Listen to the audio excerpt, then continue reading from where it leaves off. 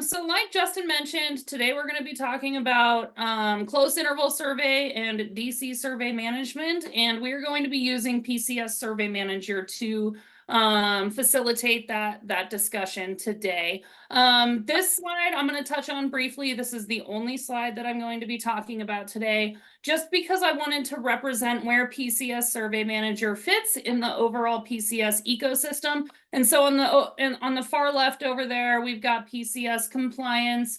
That is really the backbone of our compliance system and includes a number of modules that are all listed there. And PCS Survey Manager really resides between PCS and PCS Field Data Collector in some ways, because it enables you to have a lot more optimized workflows when you have all three products together. But what we're going to be talking about today with PCS Survey Manager is that bottom bullet there around ECDA analysis and reporting, and specifically close interval and DCVG data. And so with that, we're going to go ahead and jump directly into the product. So Survey Manager is a web-based application. This is available anywhere on any device that you have an internet browser available. And so today we're going to be talking first about close interval survey.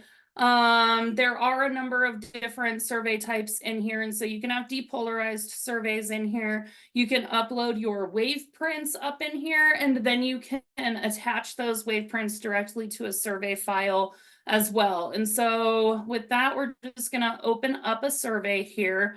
And I'm going to just talk through some of the capabilities that you have. First of all, this chart and the map that go along with it are tied together. And so you'll notice as I scroll my cursor through the chart, there's also a little cursor that scrolls along the map, so I know exactly where in a geographical area I am at.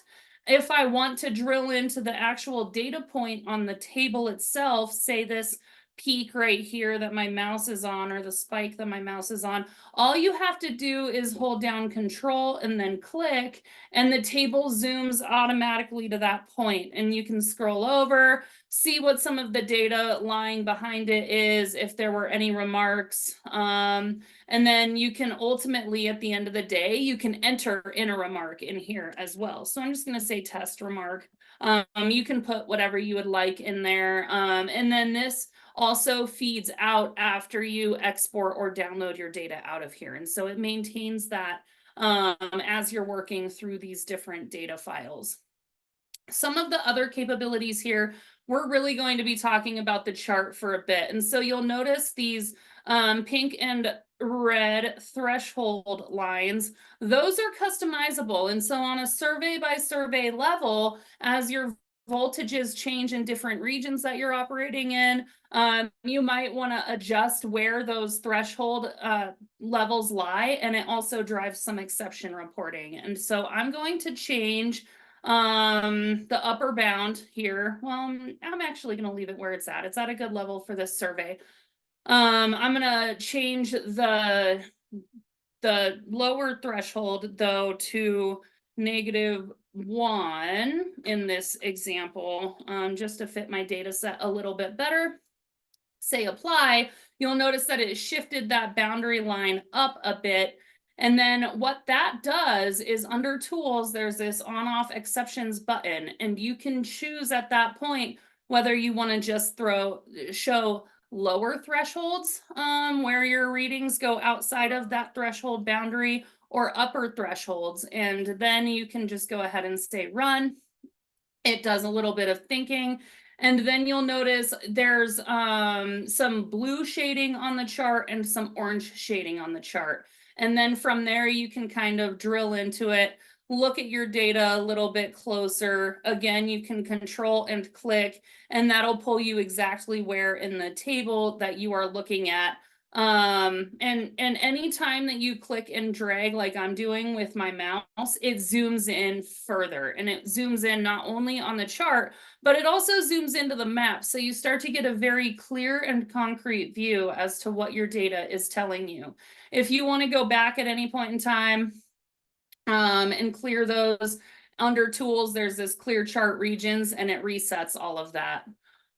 Also under here, you can say inversions. It will highlight the back of the chart anytime, and this data set doesn't really showcase that well. They're pretty far apart from each other. But anytime your ons and your offs are switched from each other, when the off is actually a lower potential than your on reading, it will highlight that immediately. I think I have another survey in here that we're going to talk through that I can show that in a little bit more detail. And then you also have this ability to flag spikes. And so you can say ons more than enter your custom voltage here that you want to flag any spikes. And it goes through and it starts to think through your data. In this case, there's a few here. And so what it does is it tells you, and I forgot to mention this in that initial screen, you can tell it how many readings before and after that spike reading you want to average together in order to correct any spikes that you see in your data. Of course, if you do flag any spikes, you will have to enter in a comment here, and that will feed into the exported data file and maintain that data integrity as you walk through. And then you can just use these little arrow keys here and go through them and flag spikes and skips accordingly as you walk through your data. Other capabilities for close interval survey. So now I'm actually going to drill into a different survey file with this multi-survey or multi-segment survey, if you will. What this allows you to do is it enables you to very easily reorder and reverse survey segments. So if you have a situation where you have multiple different day plots for one particular close interval survey, or say you have a technician crew running in one direction and another technician crew running in the other direction, and their uploaded data ends up looking like it's flipped from each other. So I'll actually show what that looks like. I'll go ahead and reverse this one. And you saw how easy and quick it was for me to do that.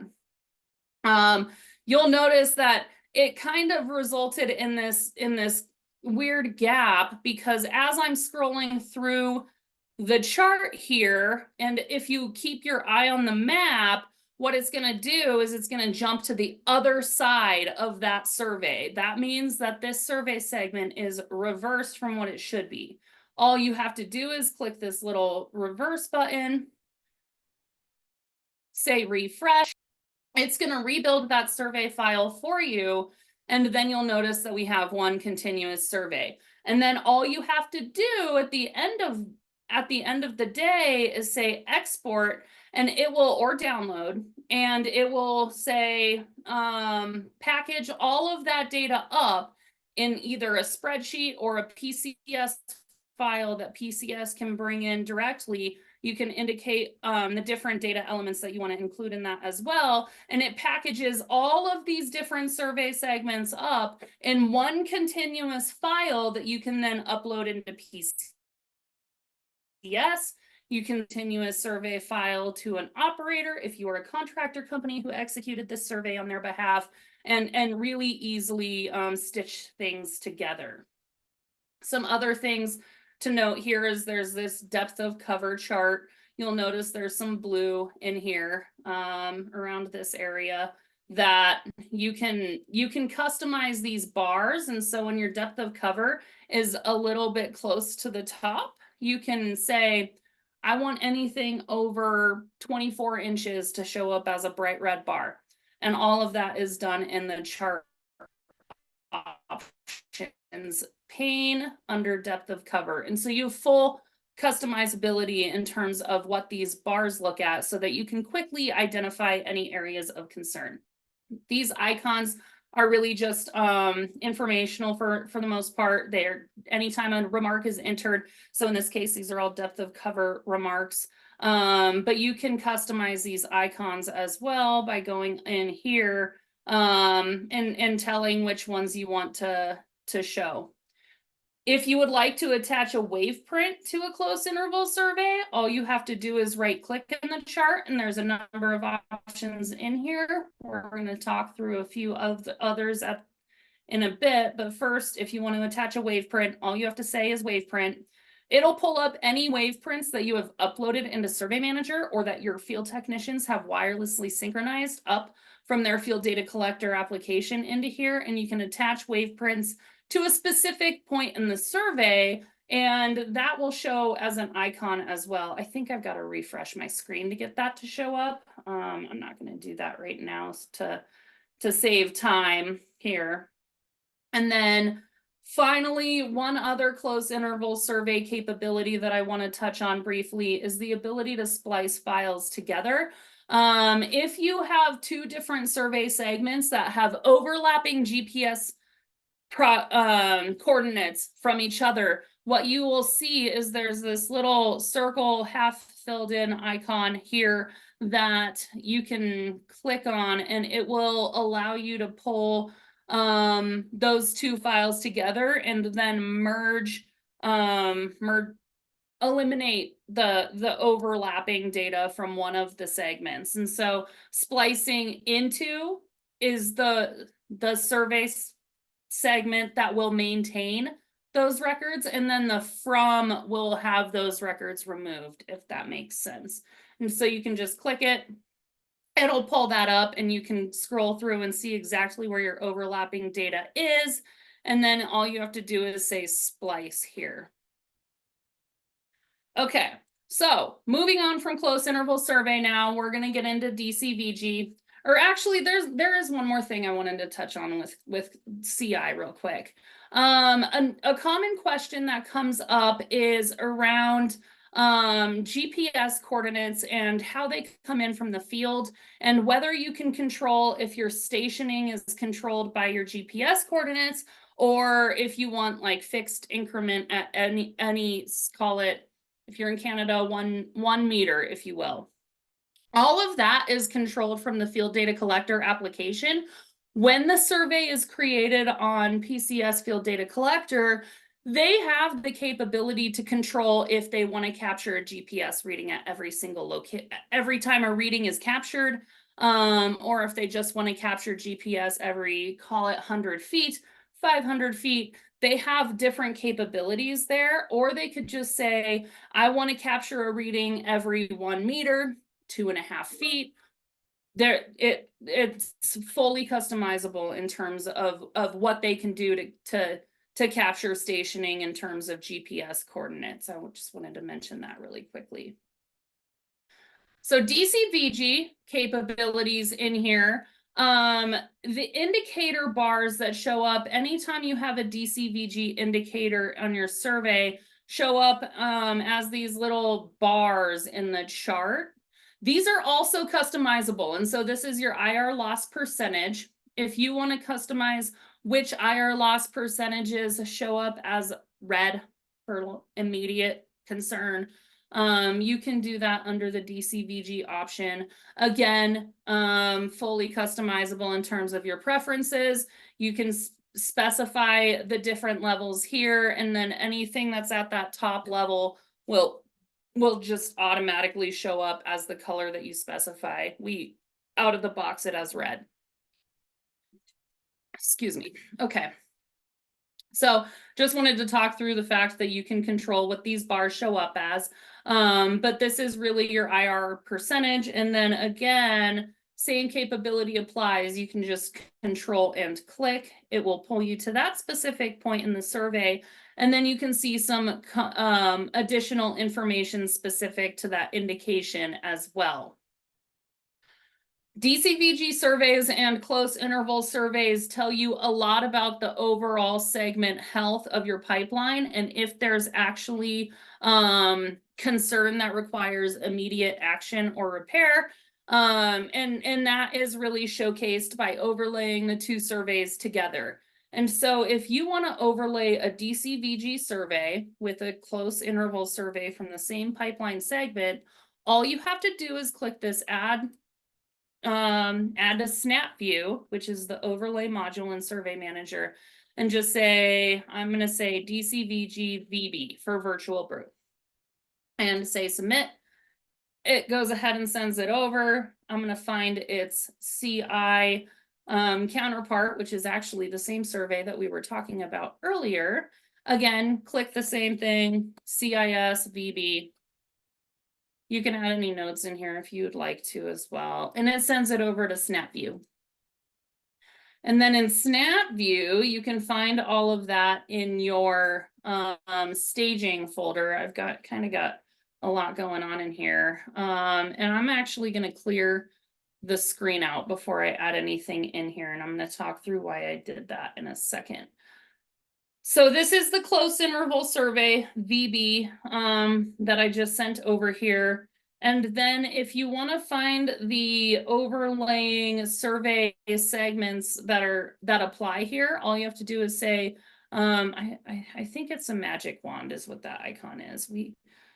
I think that's what it is. But anyway, it is the little icon over there on the left, and it will automatically search through any survey files that have been sent over to SnapView and identify which ones have overlapping GPS coordinates, and you can specify what that buffer distance is that it looks for and say submit. And so I'm going to choose that same DCVG VB.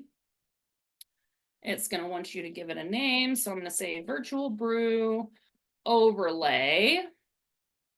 And it's going to build that file. And so I still have the CI survey here, but there's this new Virtual Brew overlay file at the bottom here that has this little, that same pie chart kind of icon that was over on the indirect survey side that indicates that it's an overlay file.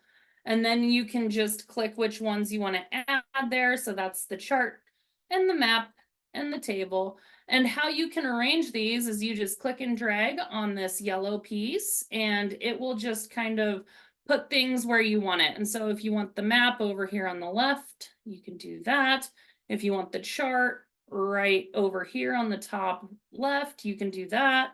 I'm going to close the close interval survey because now we have the close interval survey with its DCVG counterpart all highlighted really nicely. And you can see immediately if there's a spike in your CI survey that also has a DCVG indicator aligned with it as well.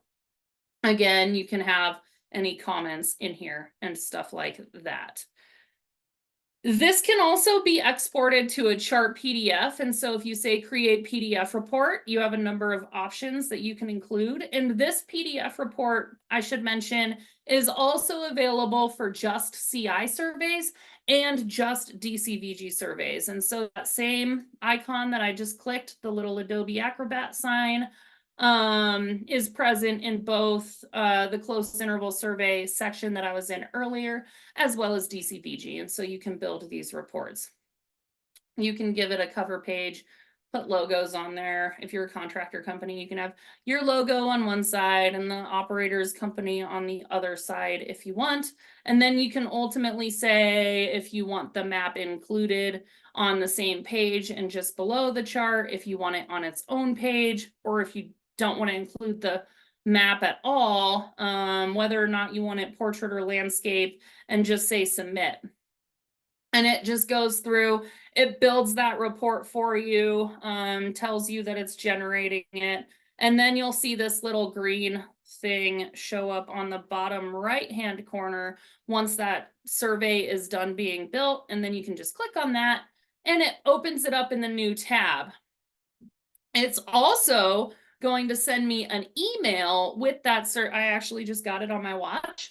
It triggers that email at the same time. And so not only does it allow you to build it and open it up immediately in your browser, but it also emails it to you. So you have easy access to it after the fact.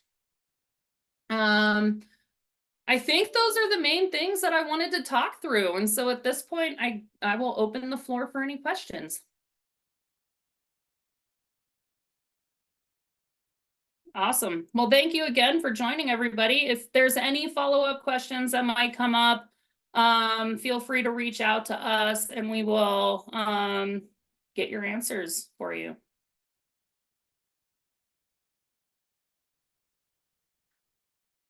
We hope to see some of you in New Orleans. Yes. Thank you again, everyone. Hope you have a great morning, and we'll follow up with every question individually. And just make sure that we continue to be in front of you guys and make sure you got the right information you need. So thank you again, everyone. Thanks, everyone.